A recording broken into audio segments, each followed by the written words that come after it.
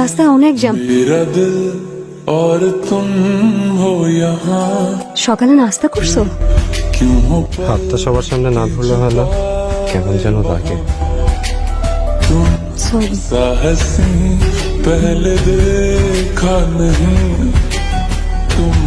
এভাবে তাকিয়ে আছেন যে? আমি তো আপনাকে চিনি।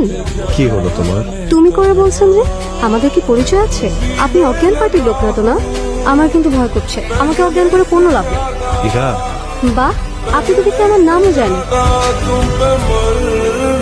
এত রাগ, বাদ দাও না। সরি। ঠিক আছে, বাদ দিলাম, কিন্তু হাত না ধরলে সারা জীবন একসাথে পথ হাঁটবো কিভাবে?